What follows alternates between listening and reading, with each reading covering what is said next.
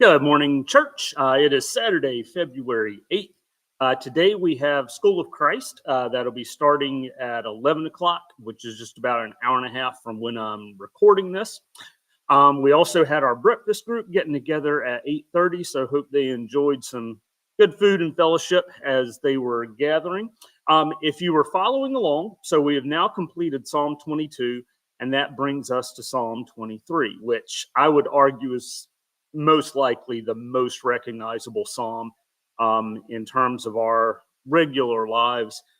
It is rare for me to do a service, a memorial service, without the inclusion of that hymn, just because its words are so comforting.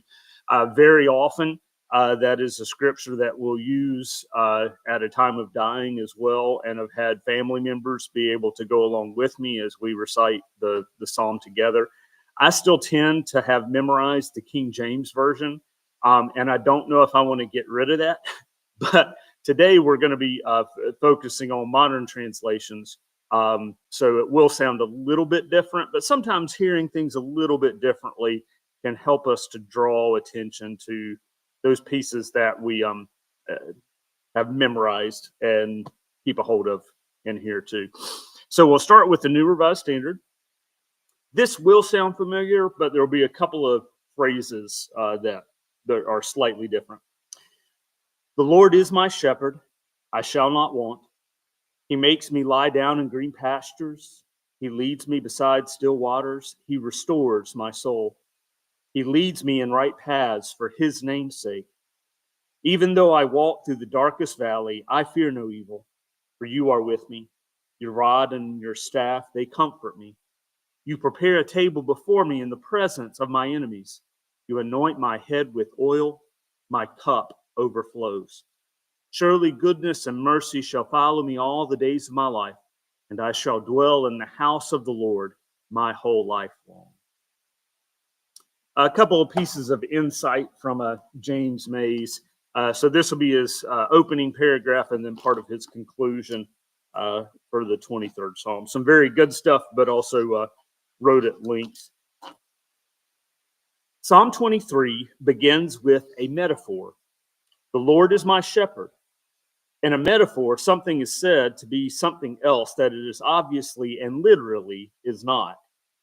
A word used as a metaphor brings all that it denotes and connotes in ordinary language to the explication of that to which it is related. A metaphor used for theological purposes is very serious business. It is not simply described by comparison, it identifies by equation. A metaphor becomes the image as which and through which something or someone is known and understood. It conveys more, and it speaks more powerfully than is possible to do in discursive speech.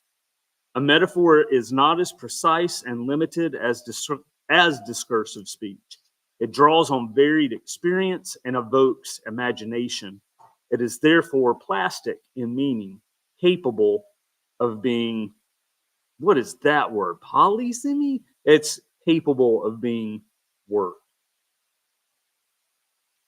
The earliest Christians said, "The Lord is my shepherd," and understood Lord to be also the title of Jesus. Jesus says directly, "I am the good shepherd." They found him to be the shepherd and guardian of their souls. And the Christian reading of the psalm, Jesus as the shepherd in David's place is the one who restores our souls, leads us in paths of righteousness, accompanies us through danger, spreads the holy supper before us in the presence of sin and death, and pursues us in his gracious love all the days of our lives. And now Peterson's take on Psalm 23.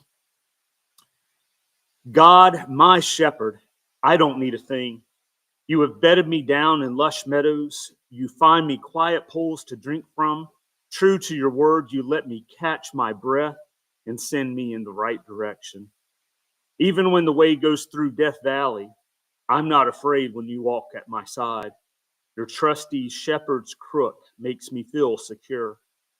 You serve me a 6-course dinner right in front of my enemies. You revive my drooping head. My cup brims with blessing. Your beauty and love chase after me every day of my life.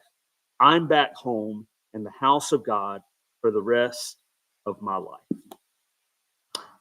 And today, as we continue to follow our Good Shepherd, may you all find pleasant pasture and peace and rest. Have a great day.